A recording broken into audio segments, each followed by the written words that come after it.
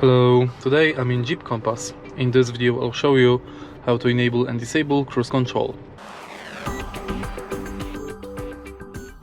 In the beginning, let's take a look at the steering wheel. Right here we've got this panel. Simply press this button to enable cruise control. Now accelerate to desired speed.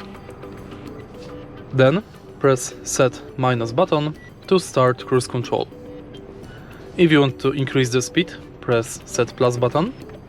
To decrease it, press set minus button. To pause it, press cancel. To reset it, press reset. To start it over, press set minus button again.